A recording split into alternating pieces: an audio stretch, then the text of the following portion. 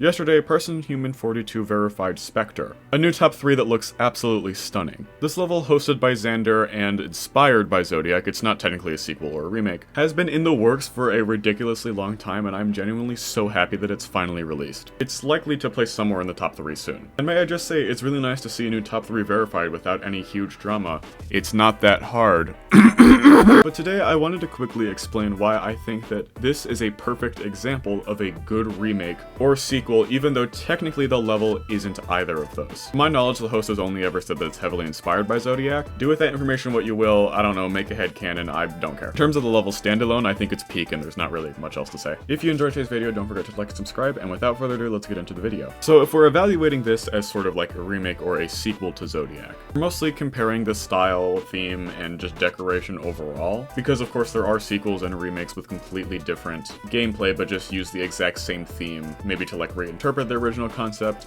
or to build upon it, but similar gameplay is also pretty common. That's one of the reasons why people were so incredibly confused when Waterfall was originally announced to be the Fireworks sequel, even though the theming, gameplay, decoration style, all of it was completely different. But usually the goal of a remake is to balance something like this while also making sure that it can stand by itself as a good level. Completely building off the hype of a previous level and then using that to just make mid-decoration more interesting is usually a catalyst for a bunch of controversy. There are of course different viewpoints and different exceptions to this idea, but I feel like most of this is generally agreed upon. And in that sense, Spectre knocks it out of the park completely, because it both manages to stand out as a standalone level while also bearing a nice resemblance to Zodiac, sort of in a way where like if Zodiac was made today, it would probably look like this, which I feel like is one of the coolest things with some sequels or inspired levels. I'd say Spectre is more similar to Amethyst in terms of its relation to the level that it was inspired by, in that it could work as a sequel pretty well, but it's not entirely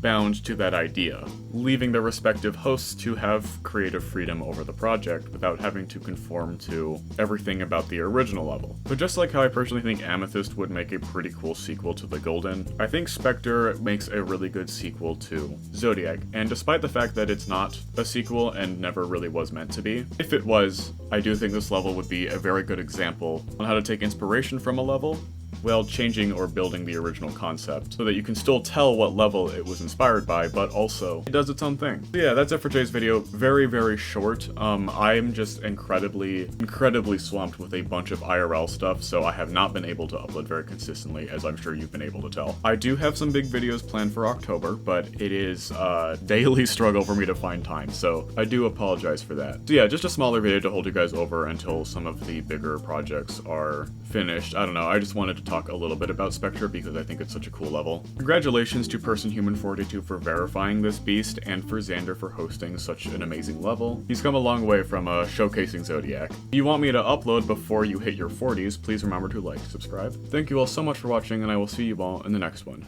Goodbye!